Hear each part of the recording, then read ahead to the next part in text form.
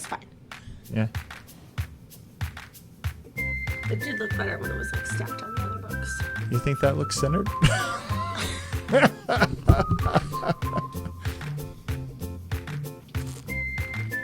You ready? Yep. Okay. Here we go.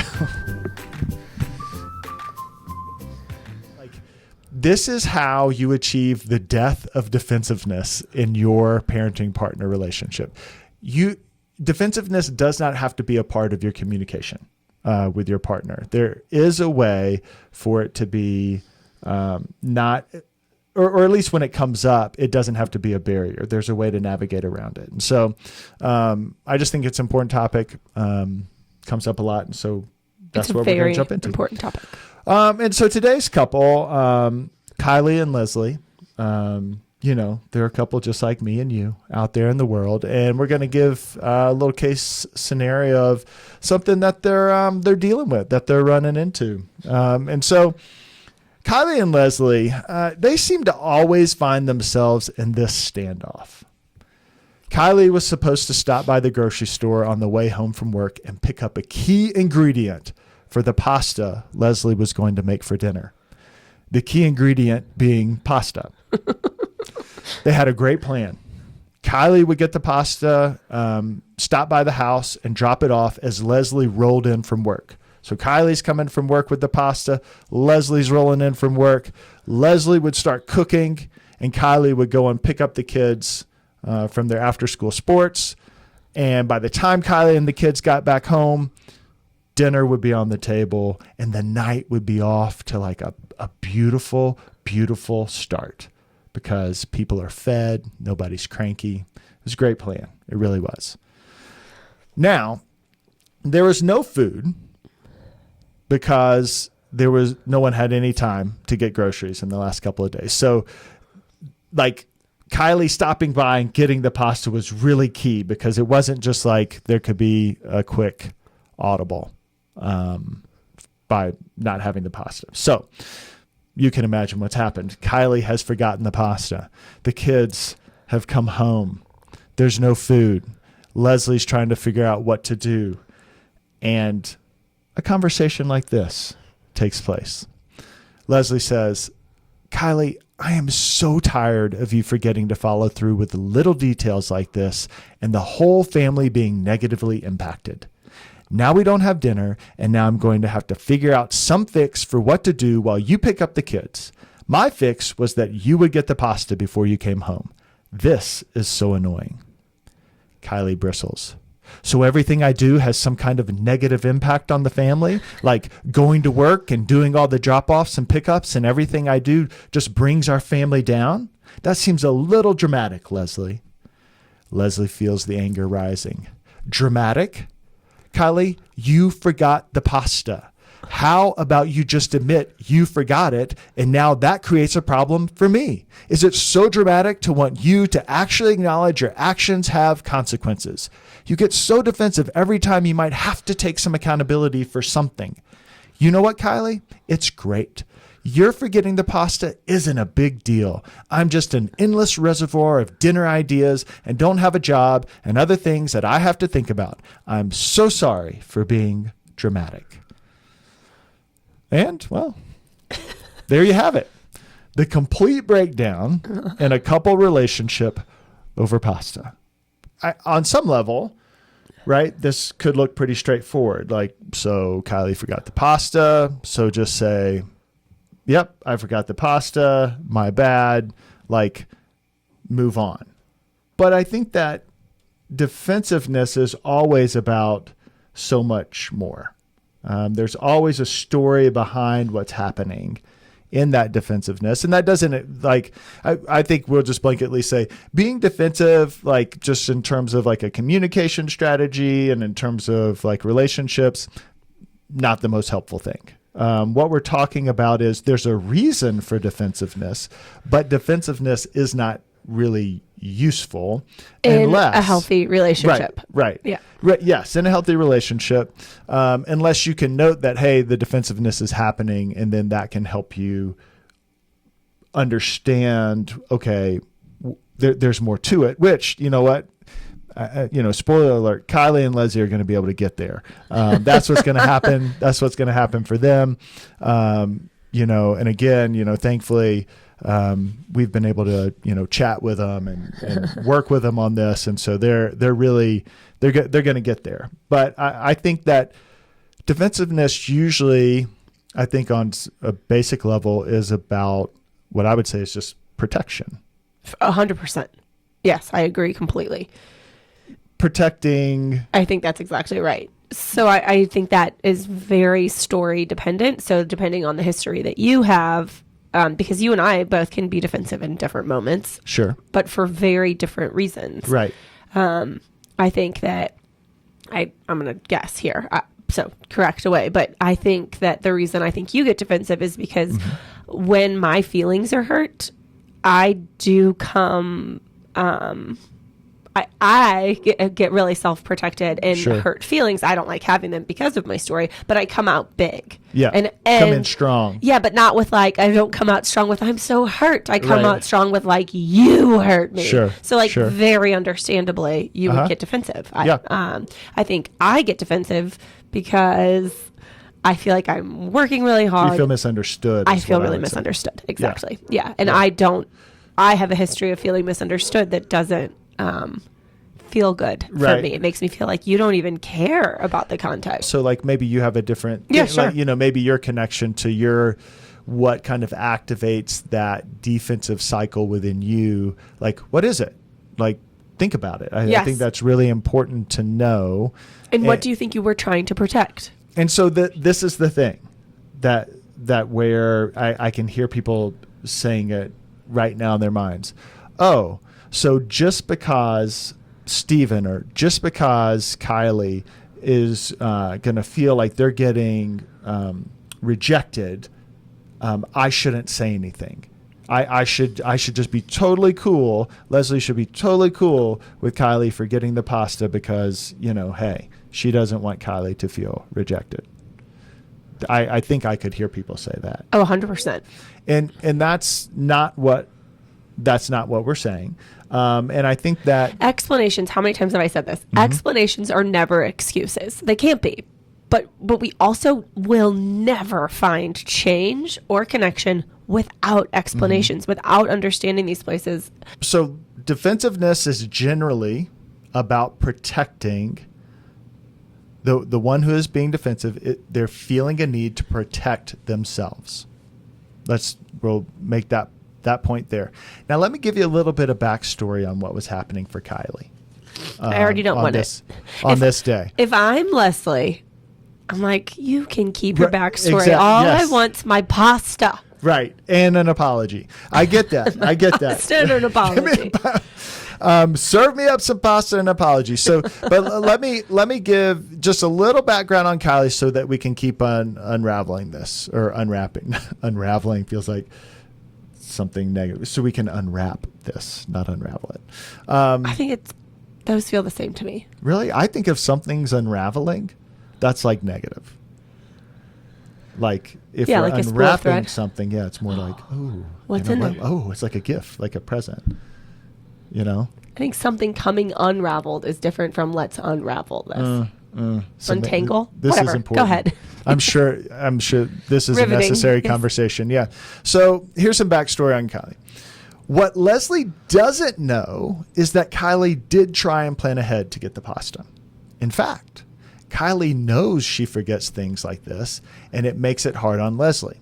So while she was at work, she decided to try and put in a grocery order, pasta included, to help Leslie out and to make sure the family was set for food for the week. Pause. What? To help Leslie out? Yeah, part? no, to fulfill her responsibility. Yeah, exactly. Not like she's doing, to be a, to fill that gap that was there. To do what she said. Strike the word help, what Aaron said. So she was going to do this. It matters. Words matter. I agree. It matters. I'm with you. I'm not. Okay. Thank you for that lucid correction. But as Kylie was doing that, as she was doing this, her boss came in and let her know that their company would, was in the final stages of being acquired, which obviously Kylie knew about. But what she didn't know about is that part of that was that her job now was in question. There were going to be some layoffs, and her job was kind of one of those that they were considering maybe cutting.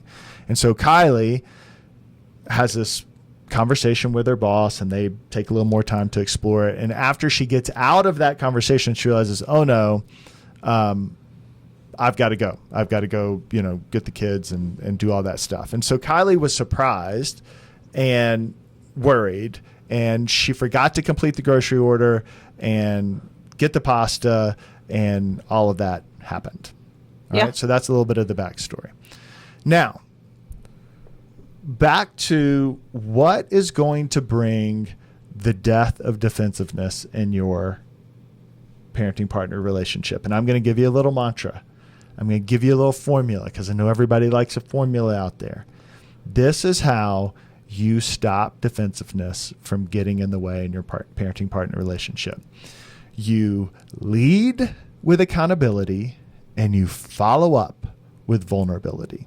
The accountability in this is acknowledging that does cost and impact Leslie. Period. Yes. I didn't get the pasta. Now, could there be a good reason? Sure, but that's not part of this. The accountability is, I didn't do what I said I was going to do, and because of that, you now are put in a bad position. Yes. I think that. So what I liked about your formula is what you said was lead with accountability and follow up with vulnerability, because in between those steps is a whole conversation. A whole story. Right. Yeah. And so that's where we are. We're with the leading with accountability, where it's, I did the thing. Right. It impacted you in the way. Mm-hmm. And then there's a whole pause between, but let me tell you why. Right. And so this is where I think that what blocks leading with accountability for many partners is the discussion about intent. So did Kylie intend to forget the pasta and make Leslie's life miserable? Absolutely not. Did Kylie forget to get the pasta, and did it cost Leslie and the family? Absolutely. And I think that what happens is, rather than leading with accountability is about acknowledging that the thing that your partner said happened, and the impact that your partner is saying it had on them is the impact it had. Not saying, I see this, but, and then going into intent. But I didn't mean for it to. But you know what? There were a bunch of things that happened. This makes me think of our book, the Too Tired to Fight book, where we talk about, in any healthy interaction, you're going to want to explain yourself, defend yourself, protect yourself. You use whatever word you want to use. And different situations call for different things. Right. I don't always feel the need to defend myself, but sometimes I'm like, oh, I wish I could explain. Right. And there needs to be a time for that. Right. I think part of healthy communication is a genuine curiosity about each other and ourselves.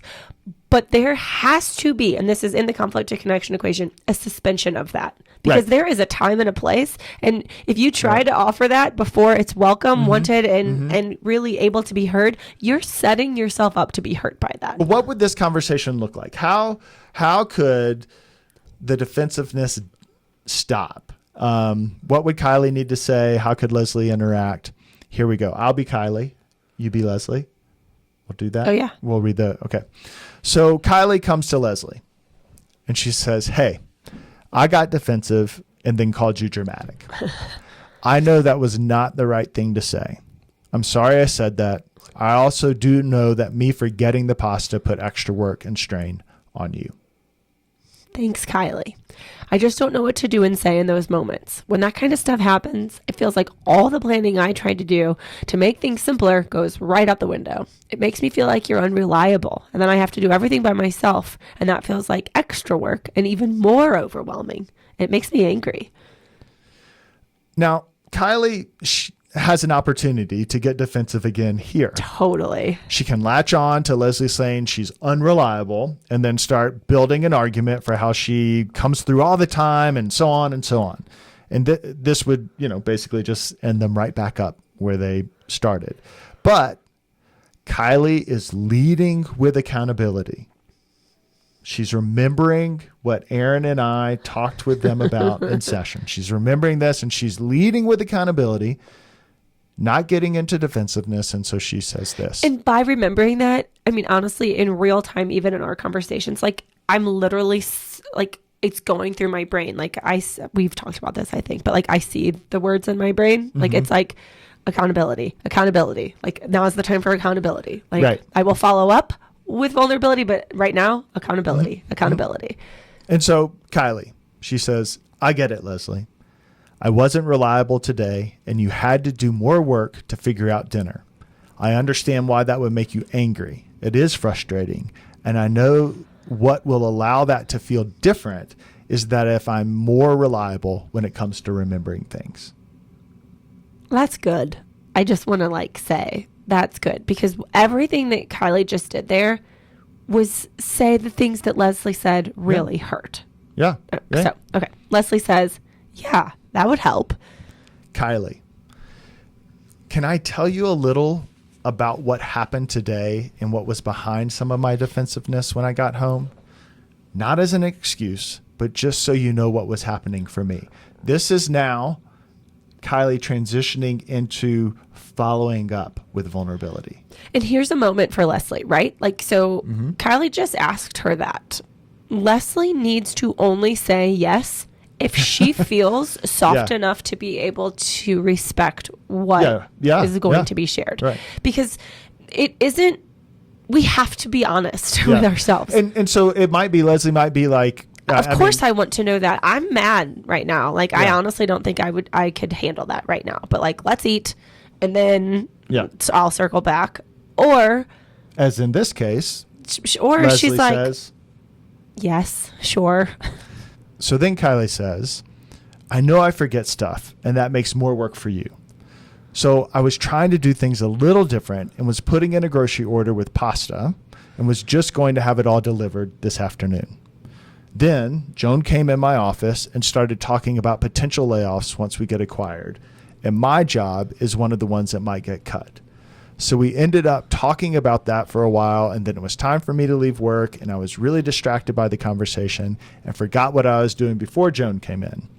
So when I realized I forgot the pasta, I felt embarrassed. Kylie, I'm so sorry that happened. What'd she say? I'll tell you, but I don't want that to be an excuse. I still forgot the pasta and know that cost you. Yes. But I also know you didn't do it on purpose. In fact, you were trying to make sure to remember, and then you got that dropped on you. I get it. We weren't just meant to have pasta today. I am glad to know this part of your day. Now tell me more. So there it is. You lead with accountability. And if you notice, and we pointed out, Kylie had to work for that. She had to work to keep leading with accountability. There were a lot of moments where she could have deviated, but then also it is important that Kylie's able to follow up with that vulnerability of the story, the part that she was feeling like she needed to protect. Yeah. So that Leslie can see the broader picture. Mm-hmm. And then Leslie had to do some work too, as you were saying. Yes, I think the Leslies in this situation, they are either going to continue to double down on the miss and the miss and the miss and the miss, or stop saying anything. Right. Until that moment where Kylie or the Kylies are able to say, I get it. I was unreliable. I was unreliable. Right. It did cost you. Of course that hurts. Of course. Because there is a difference between an apology and repair. Right. It's significant. Yes. And this is repair. This is repair. This isn't an apology. An apology is I'm really sorry. Cool. Repair means you take accountability for how your actions impacted your partner, even if you didn't intend it. You're not arguing intent. You're taking accountability. Yes, what I did, what happened impacted you. And then you're like taking further action to not repeat that, of course, but that's really, really, really important to take that step of accountability. So if you want to experience the death of defensiveness in your parenting partner relationship. You're really proud of that, aren't you? I really kind of like it. I can tell. Are you, I mean, I like it but too. now you pointed it out to everybody, and now like I'm kind of like, yeah, like I spent a lot of time trying to come up with that one. What I should have said is, I understand why you like that. I really like it too. I think it is. It's catchy. So what the thing that will bring the death of defensiveness in your parenting partner relationship is for you to lead with accountability and follow up with vulnerability. And give as much space in between those two as is necessary. Yeah. So how can you and your partner practice that formula in your conflict when you're both feeling defensiveness? What would it look like for you to lead with accountability? What would it look like for you to follow up with vulnerability? Don't worry about your partner. Don't tell them what you think it would look like for them to do. We had some good ideas for you. Think about yourself in your conflict when you're feeling defensive. What would it look like for you to employ these two steps of leading with accountability and following up with vulnerability?